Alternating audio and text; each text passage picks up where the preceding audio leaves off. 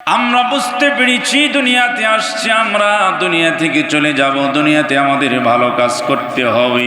এই দুনিয়াতে যদি আমরা ভালো কাজ করতে না পারি, আল্লাহর আযাব আমাদেরকে পাকড়াও করবে। আল্লাহ তাআলা আমাদেরকে ভালোবাসেন, আমাদের প্রতি আল্লাহর ভালোবাসা আছে। এই ভালোবাসা যদি আমাদেরকে নিতে হয়, তাহলে আল্লাহর জমিনে ভালো কাজ করতে হবে।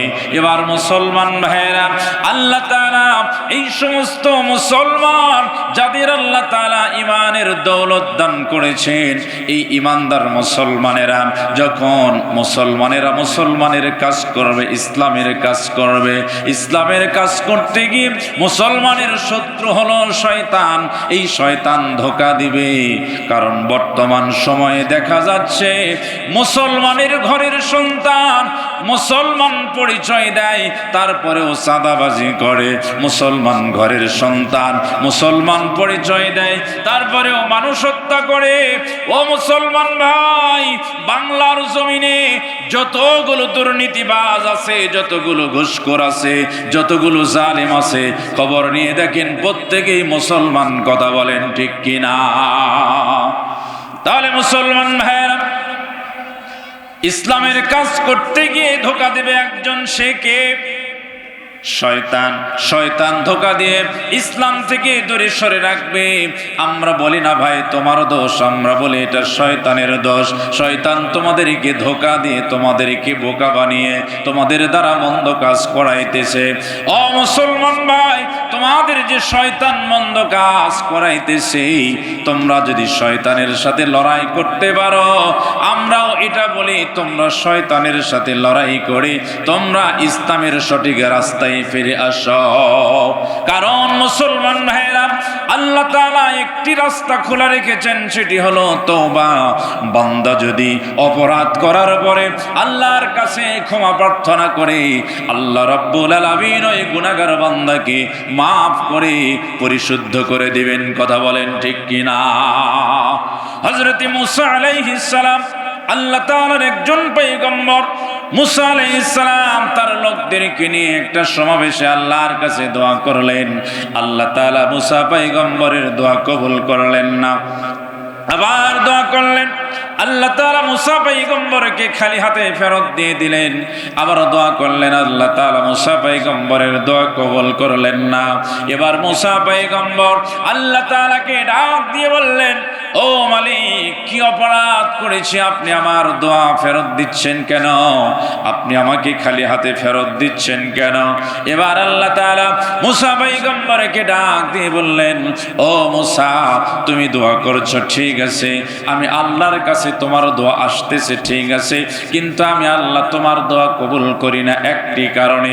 মুসা পয়গম্বর বললেন, ওগো মালিক, কি কারণে আপনি আমার দোয়া কবুল করলেন না?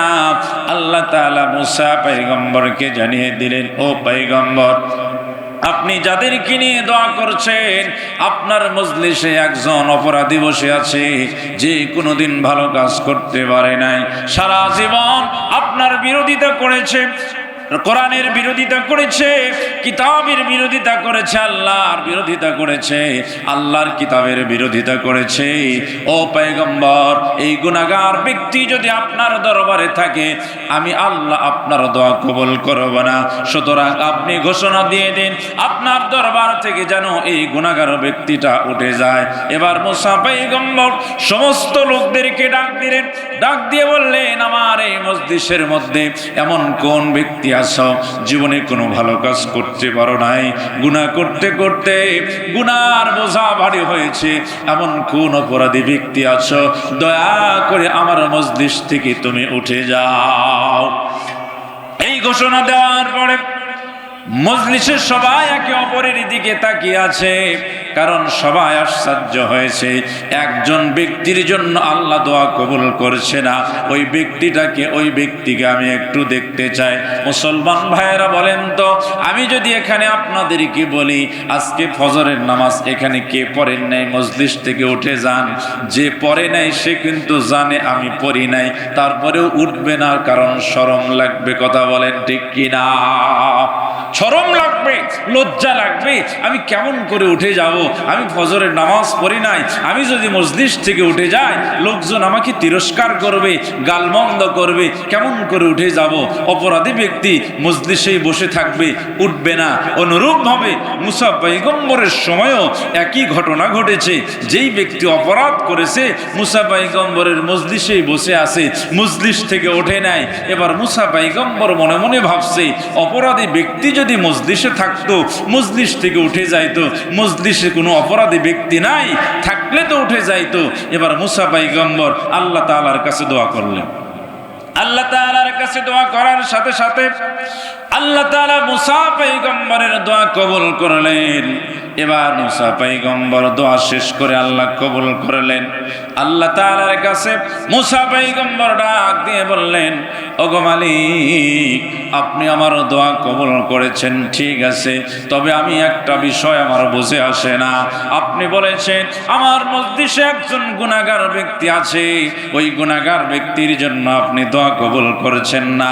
ওগো মালিক, আমি তো ঘোষণা দিয়েছি মজলিসে গুনাহগার ব্যক্তি কি আছে, মজলিস থেকে উঠে যাও। আমার ঘোষণা দেওয়ার পরেও মজলিস থেকে কোনো ব্যক্তি ওঠে নাই, তারপরেও আপনি আমার দোয়া কবুল করলেন। আল্লাহ, ব্যাপারটা বুঝলাম না। এবার মুসা পয়গম্বরকে আল্লাহ তাআলা ডাক দিয়ে বললেন, ও পয়গম্বর, ওই গুনাহগার ব্যক্তি তোমার মজলিসেই বসে আছে, তারপরেও আমি আল্লাহ তাআলা তোমার দোয়াটা কবুল করেছি। মুসা পয়গম্বর আরো আশ্চর্য হয়ে গেলেন। আল্লাহ কারণটা কি? গুনাহগার ব্যক্তির কারণে দোয়া কবুল করলেন না। সেই গুনাহগার ব্যক্তি মজলিসে বসে আছে, আবার আপনি দোয়া কবুল করলেন। আল্লাহ তাআলা মুসা পয়গম্বরকে ডাক দিয়ে বললেন, ও পয়গম্বর, ওই গুনাহগার ব্যক্তি যখন মজলিসে বসেছিল আর তুমি ঘোষণা দিয়েছো, কে আছো গুনাহগার ব্যক্তি মজলিস থেকে উঠে যাও, ওই গুনাহগার ব্যক্তি মনে মনে ভাবতেছে আমার কারণে মুসা পয়গম্বরের দোয়া আল্লাহ কবুল করল না, এই মজলিসে আমি আর বসে থাকবো না, আমি বড় অপরাধী। এই বলে গুনাহগার ব্যক্তি মজলিস থেকে উঠে যাবে। এমত অবস্থায় গুনাহগার ব্যক্তি যখন ডান পাশে তাকাইলেন, তাকে দেখি তার বাবা তার দিকে তাকায় আছে, বাম পাশে দেখি তার ভাই তার দিকে তাকায় আছে, সামনে পিছনে অনেক আত্মীয় স্বজন দেখা যায়।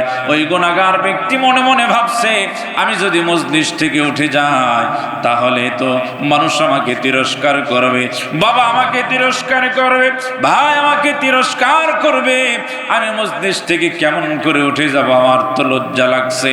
এই কথা ভেবে গুনাহগার ব্যক্তিটা মাথা নিচের দিকে দিয়ে আল্লাহ তাআলাকে ডাক দিয়ে বললেন, ওগো মালিক, আমি বড় অপরাধী, আমি অনেক অপরাধ করেছি, জীবনে ভালো কাজ করতে পারি নাই। ও আল্লাহ, আমি আজকে একটা ওয়াদা আপনার কাছে করছি, আমি ওয়াদা দিচ্ছি আর কোনোদিন খারাপ কাজ করব না, আর কোনোদিন রাসূলের বিরোধিতা করব না। ওগো আল্লাহ, আপনি আমাকে মাফ করে দিন, আমি ভালো হয়ে যাব।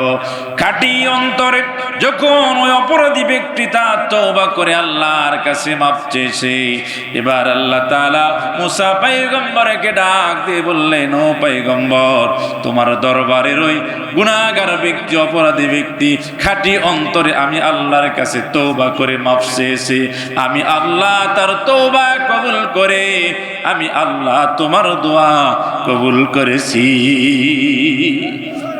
তাহলে মুসলমান ভাইরা, বান্দা যত অপরাধ করুক না কেন আল্লাহ তাআলা তাকে মাফ করে দিবেন। এই জন্য আমি বলছি, যারা অপরাধ করছো, আমরা অপরাধের দোষ দিব না, আমরা বলি শয়তান তোমাদের পাকড়াও করেছে, সুতরাং শয়তানের ধোঁকা থেকে বেঁচে তওবা করে তোমরা ভালো হয়ে যাও।